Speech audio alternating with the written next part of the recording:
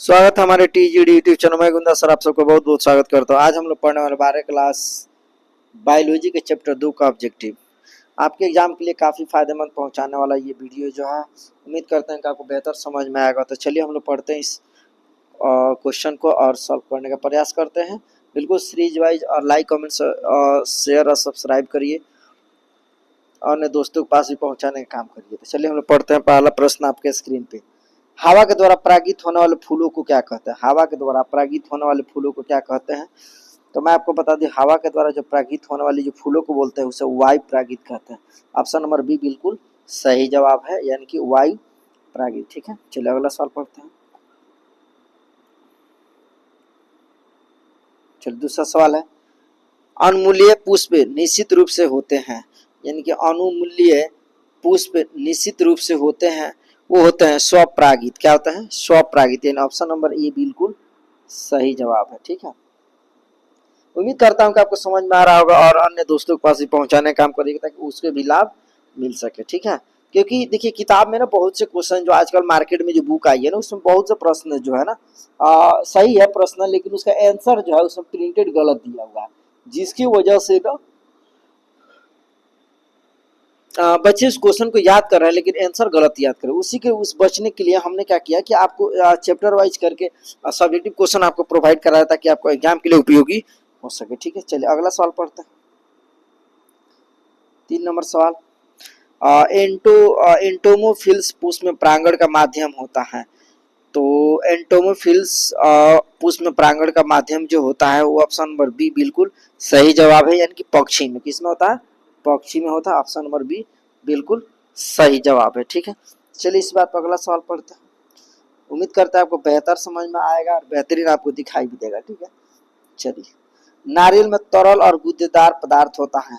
नारियल में तरल और गुद्देदार पदार्थ होता है, वो होता है भ्रूणपोष।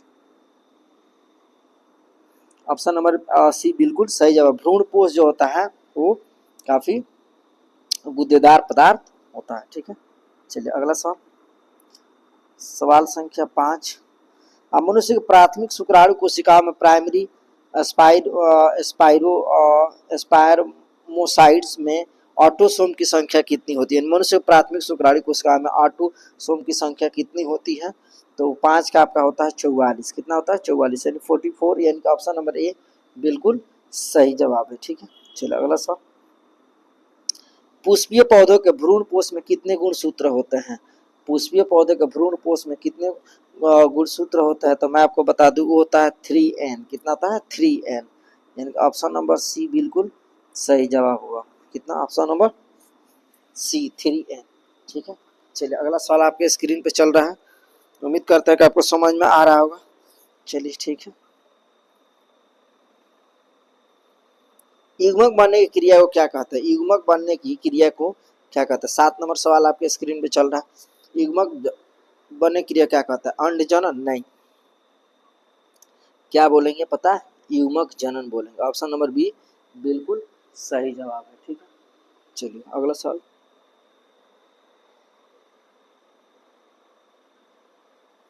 हाइड्रिला में रंध्र पाए जाते हैं। 8 नंबर सवाल, हाइड्रिला में रंध्र पाए जाते हैं। तो हाइड्रिला की बात करें, पतियों में नहीं, तनने पर भी नहीं, ईयर भी दोनों नहीं, यानी इनमें से कोई नहीं, इसमें से कोई नहीं हाइड्रिला में रंध्र पाया जाता है। रंध्र का मतलब होता है पौधे का, तो वायवीय भाग से क्या करते हैं? भाग सांस से लेते हैं, श्वसन की क्रिया करते हैं। और श्वसन की बात करें, इसमें होता है श्वासोच्छ्वास। और श्वासोच्छ्वास 2 रूप में होता है, एक होता है प्रवास, एक होता है उच्छ्वास। प्रवास का मतलब सांस लेने की क्रिया को प्रवास कहते हैं। उच्छ्वास का मतलब सांस छोड़ने की क्रिया को क्या बोलते हैं? उच्छ्वास कहते हैं। ठीक है, चलिए अगला प्रश्न,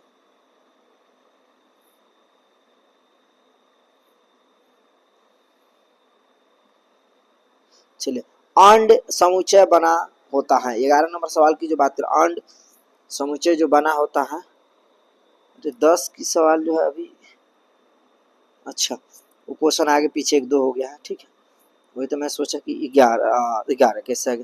अंड समुच्चय बना होता है वो क्या होता है? तो 11 का होता है सी। क्या होता है? सी, यानी अंड कोशिका भी होता है और सहायक कोशिका होता है, यानी कि ऑप्शन नंबर ए और बी, यानी कि सी नंबर बिल्कुल सही है दोनों। ठीक है,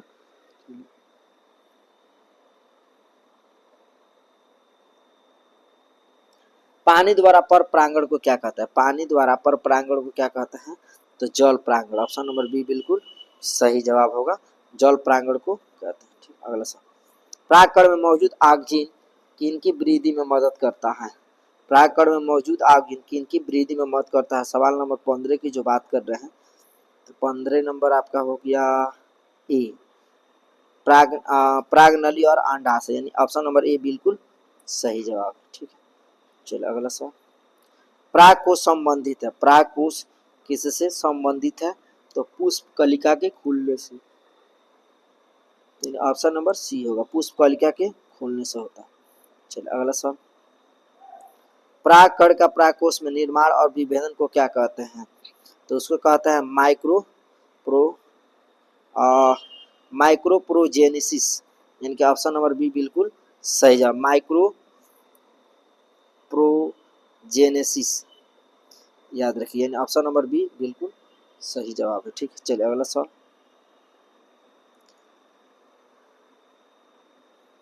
चलिए किसकी डाइथेसिस प्राकोश में होता है? किसकी डाइथे है ना, डाइथेकस प्राकोश में होता है, ये होता है ना, डाइथेकस की बात हो रही है, प्राकोश में होता है। तो ऑप्शन नंबर क्वेश्चन नंबर 18 की जो होता है वो होता है आपका ऑप्शन नंबर ए बिल्कुल सही, यानी कि 4 माइक्रो है ना एस्पोर्गनगिया, माइक्रोपोर्नगिया, option number A.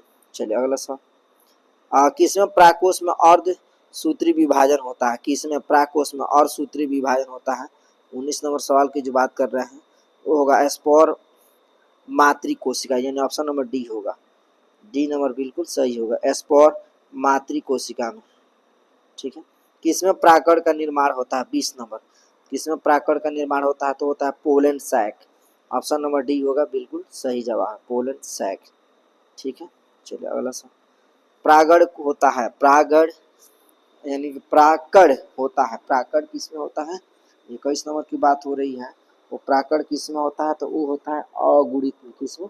Option number A बिल्कुल सही जवाब है, यानी अगुणित में। देखिए हम बिल्कुल टाइम बर्बाद नहीं करें, बिल्कुल एकदम कम समय में ज़्यादा से ज़्यादा मात्रा में आपको क्वेश्चन बताने का प्रयास कर रहे हैं, जो कि ज़्यादा से ज़्यादा आपको फायदा पहुँचे। ठीक है, चलिए अगला सवाल, पुष्पीय पौधों में लैंगिक जनन की खोज की थी? 22 नंबर सवाल की जो बात हो रही है, पुष्पीय पौधों में लैंगिक जनन की खोज किसने की थी? तो कामेरा रिंस, ऑप्शन नंबर ए बिल्कुल सही जवाब है, कामेरा रिंस। ठीक है, ऑप्शन नंबर ए। ठीक है, चलिए अगला सवाल, है ना, टैपेटम का कार्य क्या होता है? टैपेटम का कार्य क्या होता है? 23 नंबर सवाल की जो बात कर रहे हैं, टैपेटम का कार्य जो होता है वो होता है पोषण, क्या होता है?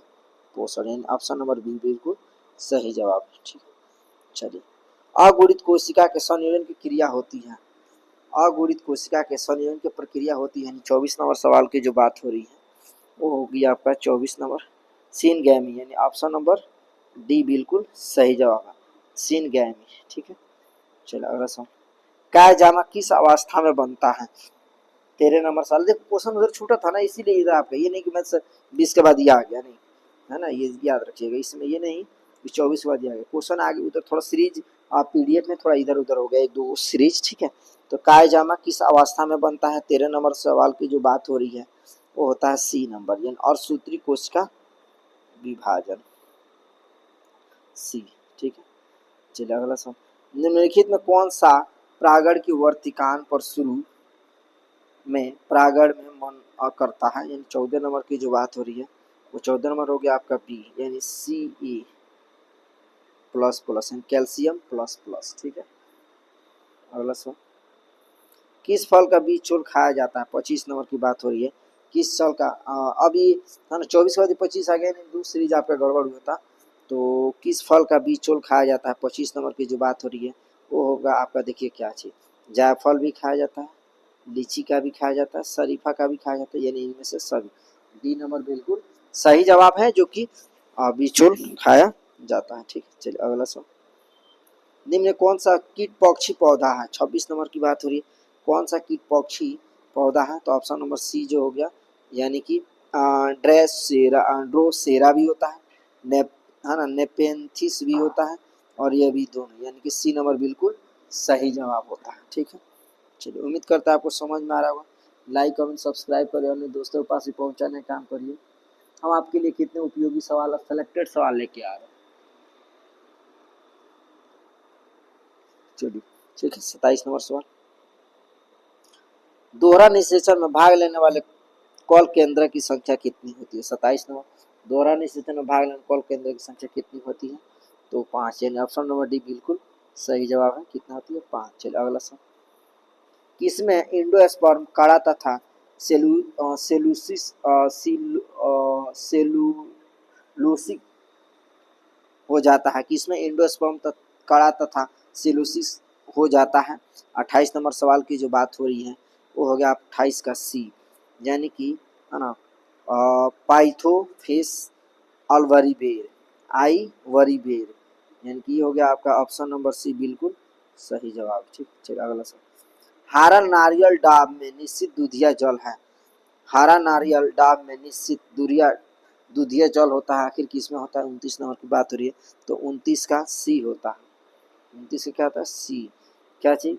तो degenerated liquid free nuclear endosperm, यानी कि ऑप्शन नंबर सी जो है बिल्कुल सही जवाब है। ठीक, चलिए अगला सवाल। किसी मूल कोशिका में गुणसूत्र की संख्या 14 है, तो सीन है ना साइनर गिट्स में इसकी संख्या क्या होगी? यानी 30 नंबर सवाल की जो बात हो रही है होगा ऑप्शन नंबर सी, यानी कि 7। क्या होगा? 7। किसी मूल कोशिका में गुणसूत्र संख्या 14 है, तो सेनर्गिड्स में इसकी संख्या कितनी होगी? 7 होती है। ठीक है, 7। चलो अगला सवाल। माका में प्रोटीन युक्त एंडोस्पर्म को क्या कहता है? माका जो होती है मकई, उसमें क्या होता है? तो इसमें होगा आपका ऑप्शन नंबर डी बिल्कुल सही जवाब होगा, यानी कि अल्यूरोन भित्ति। क्या होगा? अल्यूरेन भित्ति होगी। ठीक है, चलिए अगला सवाल। एक अर्धसूत्री कोशिका विभाजन से कितने नर युग्मक बनते हैं? 32 नंबर की बात हो रही है, तो वो होगा आपका ऑप्शन नंबर ए, यानी कि 4। क्या होगा? 4। चलिए अगला सवाल। एमएमसी में 24 गुणसूत्र है, इसके एंडोस्पर्म में गुणसूत्र की संख्या क्या होगी? 33 नंबर सवाल की जो बात हो रही है वो होगी 36। कितनी होगी? 36, यानी सी नंबर बिल्कुल सही जवाब। ठीक, चलो अगला सवाल। आधुनिक भ्रूण विज्ञान के जनक कौन है? आधुनिक भ्रूण विज्ञान के जनक कौन है? तो 34 की जो बात हो रही है, 34 के डी। क्या होगी? 34 के डी नंबर बिल्कुल सही जवाब है, यानी कि वानवीर। क्या होगा? वानवीर। ठीक है, चलो अगला सवाल। एस्ट्रोबायथलेंस कुंथियाना, यानी कि नीला कुरेंजी जिसे बोलते हैं, 12 वर्ष में एक बार पुष्पीकरण से गुजरता है। विगत 2006 ईस्वी के सितंबर अक्टूबर में पुष्प लगा था। यह किस पहाड़ी क्षेत्र में पाया जाता है? 35 नंबर के सवाल की जो बात हो रही है केरल और कर्नाटक में, ऑप्शन नंबर ए बिल्कुल सही जवाब है। ये जो पाया जाता है केरल और कहाँ? कर्नाटक। ठीक है, चलिए अगला सवाल। एंडोस्पर्म द्वारा किसे पोषण दिया जाता है? 36 नंबर की बात हो रही है, वो होगा आपका ऑप्शन नंबर डी, यानी कि भ्रूण में। क्या होगा? भ्रूण में। ठीक है, चलिए अगला सवाल। आवृत बीजी में निषेचन होता है, 37 नंबर सवाल। निषेचन होता है किसमें? बी में, भ्रूण कोश में। किसमें? भ्रूण कोश। ऑप्शन नंबर बी बिल्कुल सही जवाब है। ठीक है, चलिए अगला सवाल। निषेचन के बाद बीज के बीच आवरण किससे बनता है? 38 नंबर सवाल की बात हुई, ये होगा बी, यानी होगा इंटेगोमेंट्स। B number इंटेगोमेंट्स। चलिए बी नंबर बिल्कुल सही है। अगला सवाल। निम्नलिखित में कौन निषेचन के लिए आवश्यक है? 39 की बात हो रही है, वो होगा ओवेलू। ओवेला जो होता है ये, तो बी नंबर बिल्कुल सही जवाब। चलिए अगला सवाल। इम्ब्रोसैक के प्रवेश करते समय प्रागनलिका में होते हैं, 40 नंबर ए 2 नर युग्मक। क्या होगा? 2 नर युग्मक, यानी ऑप्शन नंबर ए बिल्कुल सही जवाब है। ठीक है, चलिए अगला सवाल। दोहरा निषेचन में संयोजन होता है, बोहरा निषेचन में संयोजन होता है, 41 नंबर की जो बात हो रही है वो होगा आपका ऑप्शन नंबर डी। क्या होता है? तो एक नर युग्मक का एक के साथ दूसरे नर युग्मक द्वितीय केंद्र के साथ होगा। ठीक है, यानी ऑप्शन नंबर डी बिल्कुल सही जवाब होगा। ठीक है, चलिए अगला सवाल। बोहरा निषेचन किसकी विशेषता है? बोहरा निषेचन किसकी विशेषता है? तो द्विबीजपत्री यानी ऑप्शन नंबर बी ए है, जो कि बिल्कुल सही है। द्विबीजपत्री और एक बीजपत्री बट्टा सभी आवृत बीजी, यानी ऑप्शन नंबर ए बिल्कुल सही जवाब। चलिए त्रिसंचयन है 43 43 नंबर की बात हो रही है। त्रिसंचयन है, त्रिसंचयन क्या है? तो ऑप्शन नंबर ए बिल्कुल सही। एक नर युग्मक का दो ध्रुव केंद्र के साथ इम्ब्रू सैक में संचयन है, ऑप्शन नंबर ए बिल्कुल सही जवाब। चलिए अगला सवाल। बीज को लैंगिक जनन का उत्पादन कहा जाता है, यानी 44 नंबर की जो बात है वो होगा ऑप्शन नंबर ए। युग्मक के संयोजन से निर्मित होती है, ऑप्शन नंबर ए बिल्कुल सही जवाब है। ठीक है, चलिए अगला सवाल। आवृत बीजी में भ्रूण पोष होता है, 45 नंबर की जो बात हो रही है वो होगा आपका ऑप्शन नंबर सी बिल्कुल सही जवाब है। यानी कि क्या होता है? त्रिगुणित। क्या होता है? त्रिगुणित। 45 के ऑप्शन नंबर सी बिल्कुल सही जवाब है। ठीक है, चलिए अगला सवाल। पौधों में लैंगिक प्रजनन को सर्वप्रथम किसने दर्शाया? 46 नंबर की जो बात हो रही है वो किसने दर्शाया है? तो ऑप्शन नंबर बी बिल्कुल सही जवाब है ना, कैमरा कैमरारियस। कैमरारियस ऑप्शन नंबर बी बिल्कुल सही जवाब है। ठीक है, चलिए अगला सवाल। 47 पुष्पीय पौधे में एक लिंगी नर पुष्प को क्या कहते हैं? 47 की बात हो रही है वो ऑप्शन नंबर डी हो, एस्टामिनेट्स। ऑप्शन नंबर डी बिल्कुल सही जवाब है, एस्टामिनेट। चलिए अगला सवाल 48 एस्टामिन का फर्टिलाइज भाग क्या है? यानी फर्टिल भाग क्या है? यानी कि 48 की जो बात हो रही है वो होगा ऑप्शन नंबर ए, प्रागकोश। ऑप्शन नंबर ए बिल्कुल सही जवाब। पुष्प अंग किसका रूपांतरित भाग है? 49 की बात हो रही है वो होगा आपका ए, पत्तियों का। किसका? पत्तियों का। ऑप्शन नंबर ए बिल्कुल सही जवाब है। ठीक है, अगला सवाल। इंफीमिक्सिस से तात्पर्य है, यानी किससे संबंधित है? 50 नंबर। तो ऑप्शन नंबर बी जो है बिल्कुल सही जवाब। नर और मादा की प्रतिकेंद्रिका का संयोजन से, यानी ऑप्शन नंबर बी बिल्कुल सही जवाब। चलिए अगला सवाल। पुंकेसर कितने भागों में बटा होता है? पुंकेसर 2 भागों में बटा होता है, स्त्री और मादा में। ऑप्शन नंबर बी बिल्कुल सही होता है। ठीक है, चलिए अगला सवाल। 52 लघु बीजाणुधानी की सबसे आंतरिक परत कौन सी है? यानी 52 की बात हो रही है तो 52 का होगा सी। क्या होगा? सी, इंडोथेसी। यस, यानी ऑप्शन नंबर बी बिल्कुल सही जवाब। चलिए पुष्प के नर जनन अंग को क्या कहते हैं? 53 वो कहते हैं बी, यानी पुमंग। क्या कहते हैं? पुमंग कहते हैं नर को। और जयांग को क्या कहते हैं? मादा। देखिए इसको कहते हैं मादा। ठीक है, और पुमंग क्या हो गया? नर भाग हो गया, ऑप्शन नंबर बी बिल्कुल सही भाग सही जवाब। ठीक, अगला सवाल। 24 नंबर की बात हो रही है। पुष्प के मादा जनन अंग को क्या कहते हैं? तो पुष्प के मादा जनन अंग को हम लोग क्या बोलते हैं? अभी मैंने बताया था, ऑप्शन नंबर ए जो हो गया जयांग। ठीक है, चलिए अगला सवाल। परागकण किसका प्रतिनिधित्व करता है? 55 की बात हो रही है तब 55 का ए, नर युग्मक का। ऑप्शन नंबर ए जो है बिल्कुल सही जवाब। चलिए अगला सवाल आपके स्क्रीन पे। परागकण का बाहरी चोल किससे बनता है? 56 की बात हो रही है, बाहरी चोल किससे बनता है? तो 56 का सी, यानी कि स्पोरोपोलेनिन। ऑप्शन नंबर सी बिल्कुल सही जवाब। ठीक है, अगला सवाल।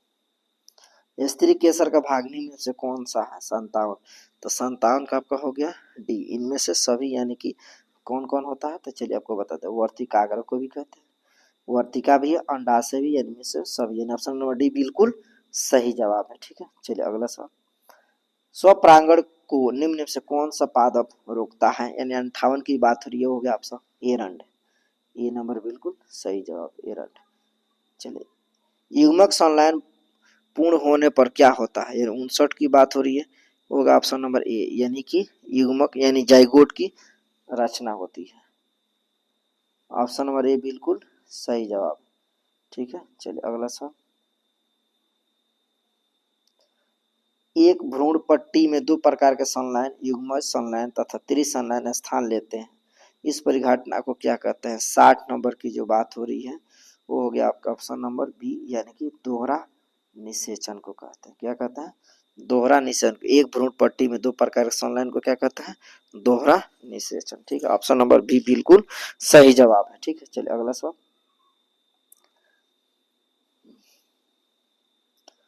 एक पुष्पी पौधों में पादप एक पुष्पी पादप में मादा जनन अंग इकाई को क्या कहते हैं? मादा जनन 65 नंबर की जो बात हो रही है वो हो गया ऑप्शन नंबर ए बिल्कुल सही जवाब है। ऑप्शन नंबर यानी स्त्री केसर। मादा क्या बोलेंगे? स्त्री केसर बोलते हैं। परागकण के बाहरी चोल को सुस्पष्ट द्वारक या रंध्र को क्या कहते हैं? छाछट की जो बात हो रही है वो गए छाछट का आपका सी, यानी जनन छिद्र। क्या बोलेंगे? जनन छिद्र। ऑप्शन नंबर सी बिल्कुल सही जवाब। चलो अगला। निम्न में आभासी फल कौन सा है? 61, यानी कि देखिए आगे पीछे थोड़ा सीरीज हो गया तो होता है सब होता है, यानी कि स्ट्रॉबेरी भी, अखरोट भी, सेब भी, यानी ऑप्शन नंबर डी बिल्कुल सही है ना। सही, ऑप्शन नंबर डी बिल्कुल सही। अगला सवाल। बिना निषेचन के ही बीज पैदा करने की प्रक्रिया को क्या कहते हैं? 62 की जो बात हो रही है वो कहते हैं 1 नंबर, यानी ऑप्शन नंबर ए असंग जनन। असंग जनन 62 का ए। ठीक है, चलिए अगला सवाल आपके स्क्रीन पे। कीटों द्वारा परागण को क्या कहते हैं? यानी कि 63 नंबर की जो बात हो रही है वो क्या कहता है? ऑप्शन नंबर बी कहता है ना, इंटोमोफिली। इंटोमोफिली। ठीक है, चलिए अगला सवाल। एक पुष्पी पादप में नर जनन अंग इकाई को क्या कहते हैं? 64 की बात हो रही है वो होगा ऑप्शन नंबर ए। क्या कहेंगे? पुंकेसर। क्या कहेंगे? पुंक। ऑप्शन नंबर ए बिल्कुल सही जवाब है। ठीक है, चलिए अगला सवाल। जब एक परागकोश अपरिपक्व होता है तब घने सुसंबद्ध सजातीय कोशिका समूह होता है, जिसे क्या कहते हैं? 67। तो 67 का हो गया ई, यानी कि क्या कहेंगे? बीजाणु जनन उत्तक। ऑप्शन नंबर ए बिल्कुल सही जवाब है। ठीक है, अगला सवाल 68 नंबर। परागकोश एक चार कोश की संरचना होती है जिसमें चार कोनों पर क्या समाहित होती है? यानी 68 की जो बात हो रही है वो 68 नंबर आपका हो गया ऑप्शन है, उसका होता है लघु बीजाणु धानी, यानी ऑप्शन नंबर ए बिल्कुल सही जवाब है। ठीक है, चलिए अगला सवाल 69। निम्नलिखित में जलीय घास कौन सी है? 69 की बात हो रही है, हो गया सी, जोरे है ना, Zostera. Zostera, option number C बिल्कुल सही जवाब है। ठीक है, देखिए धीरे धीरे करके मैंने आपको 70 क्वेश्चन, यानी कि 34 पेज यानी 47 पेज जो है, आप टाइम देखिएगा, आपको मैं बता दूं तो अभी 25 यानी 23 मिनट में ही आपको सोच लिए 69 क्वेश्चन, इस लगभग 70 क्वेश्चन मैंने पढ़ाया है ना। आपका टोटल क्वेश्चन हम पढ़ाने वाले हैं 96। ठीक है, देखिए ज्यादा, देखो कम समय में ज्यादा प्रश्न हम सब कर रहे हैं, ये नहीं कि आपको किसी तरह से टाइम बर्बाद कर रहे हैं कोई लेक्चर दे के या किसी भी चीजों को, जो भी चीज है एकदम सीरीज वाइज पढ़ाया जा रहा है, कोई भी समय आपको बर्बादी नहीं है। 70 नंबर की जो बात हो रही है, निम्नलिखित में कौन सा नर पुष्प का भाग है? 70 की बात रही हो गया ऑप्शन बी, यानी पुमंग जो है नर हो गया और मादा जो हो गया क्या चीज? जयांग। ऑप्शन नंबर बी बिल्कुल सही जवाब। चलिए 71। मादा पुष्प का निम्नलिखित कौन सा भाग होता है? तो मादा पुष्प की जो बात रही जयांग, ऑप्शन नंबर ए बिल्कुल सही है। चलिए अगला सा। पराग थैले किन में पाए जाते हैं? 72 की जो बात हो रही है, पराग थैले किसमें पाए जाते हैं? तो पराग थैले की बात करें वो होता है पराग कोश में, यानी कि ऑप्शन नंबर ए बिल्कुल सही जवाब है। ठीक है, चलिए अगला सवाल 73। एनाटॉप्स बीजांड होता है, 73 की जो बात हो रही है किसमें होता है? तो 73 के बी, उल्टा होता है। कैसा होता है? उल्टा। बी नंबर बिल्कुल सही जवाब। अगला सवाल। कुछ पुष्प के परागकोश और वर्तिकान के बीच कुछ प्राकृतिक रोग होते हैं जिनके कारण परागण मुश्किल से होता है या तो नहीं, उन्हें क्या कहते हैं? तो 74 की जो बात हो रही है वो 74, आपका नंबर ऑप्शन नंबर सी जो होता है बिल्कुल सही जवाब है, हार्कोगैमी। हार्कोगैमी, ऑप्शन नंबर सी बिल्कुल सही जवाब। चलिए अगला क्वेश्चन। भ्रूण पोष की उत्पत्ति किससे होती है? 75 की बात हो रही है, वो होता है गुरु बीजाणु से, यानी ऑप्शन नंबर डी बिल्कुल सही जवाब। चलिए अगला सवाल। माइक्रोस्पोरेंजियम की आंतरिक भित्ति को पोषक होती है उससे क्या कहते हैं? 76 की बात हो रही है, वो हो गया आपका ऑप्शन नंबर सी बिल्कुल सही जवाब, यानी कि टैपिटम, टैपिटम को कहते हैं। ठीक है, चलो अगला सवाल। सेमल में किसके द्वारा परागण होता है? 77 की बात हो रही है, किसके द्वारा होता है? तो चमगादड़ द्वारा। किसके द्वारा? इनका ऑप्शन नंबर ए बिल्कुल सही जवाब। अगला प्रश्न, इनमें कौन सा द्विगुणित है? 78 द्विगुणित की बात हो रही है तो वो होगा ऑप्शन नंबर सी, यानी कि द्वितीय केंद्रक।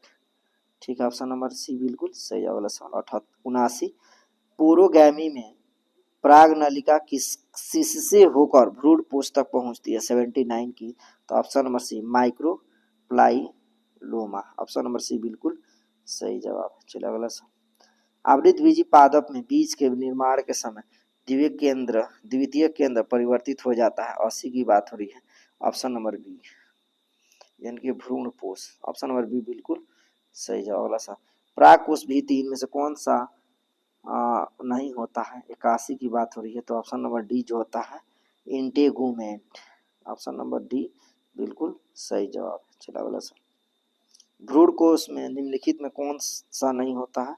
तो 82 की जो बात हो रही है वो ऑप्शन नंबर सी, यानी गुरु बीजाणु जनन कोशिका, ऑप्शन नंबर सी बिल्कुल सही जवाब। चलिए अगला सवाल, परिभ्रूण परिभ्रूणपोष किसका बचा हुआ भाग है? 83 की जो बात हो रही है वो होगा ऑप्शन नंबर ए, बीजांडकाय, ऑप्शन नंबर ए बिल्कुल सही जवाब। चलिए अगला सवाल, इनमें से किस में एरिल नहीं पाया जाता है? 84 की जो बात हो रही है वो होगा ऑप्शन नंबर सी, यानी कि इसमें लीची में क्या होगा? लीची, ऑप्शन नंबर सी बिल्कुल सही जवाब, लीची में।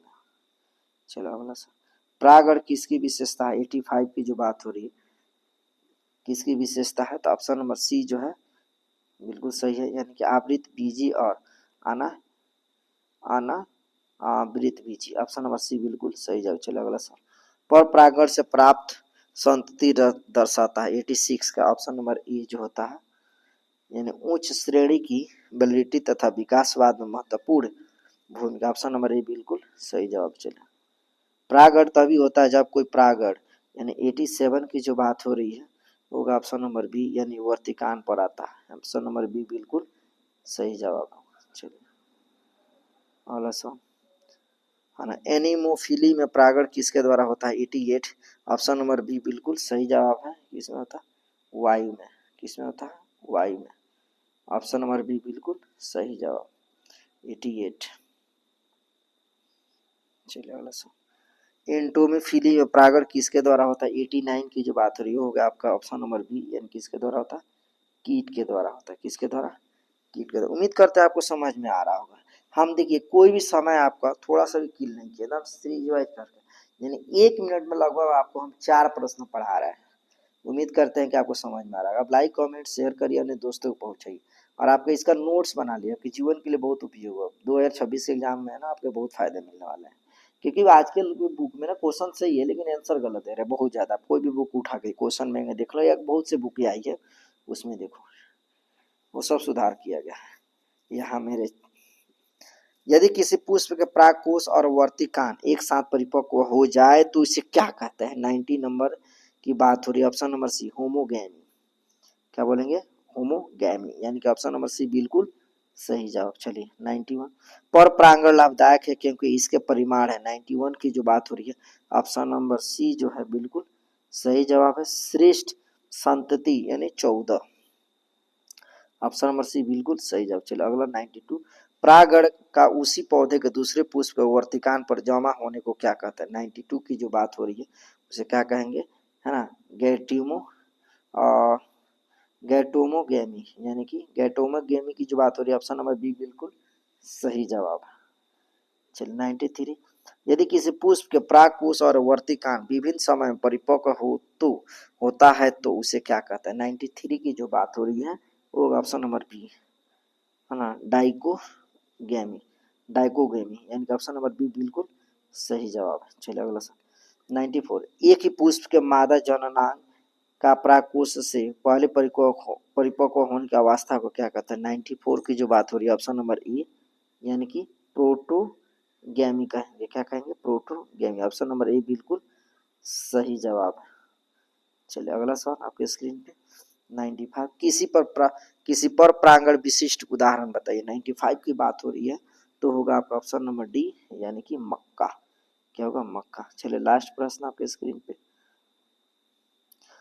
प्रांगण में लेवल है ना मैकेनिज्म किसमें पाया जाता है? 96 का, तो ऑप्शन नंबर डी जो है साल्विया में पाया जाता है। किसमें? साल्विया में। इस प्रकार से आपका ऑप्शन होता है आपका 96 यानी चैप्टर नंबर बायोलॉजी का 2 का जो है ऑब्जेक्टिव समाप्त। उम्मीद करता है आपको समझ में आया होगा। तो चलिए हम लोग फिर मिलते हैं नेक्स्ट वीडियो में नए पार्ट के साथ। तो उम्मीद करते हैं बेहतर समझ में आएगा। तो मिलते हैं नेक्स्ट वीडियो में। जय हिंद, जय भारत, और लाइक कमेंट शेयर सब्सक्राइब करिए। तो हमें ढेर सारा सपोर्ट करिए, ठीक है। देखिए सीरीज वाइज करके 47/47 दिखा रहा है यहाँ, बिल्कुल हमने पढ़ा दिया, ठीक है। तो फिर मिलता है नेक्स्ट वीडियो में, तब तक ले जय हिंद, जय भारत।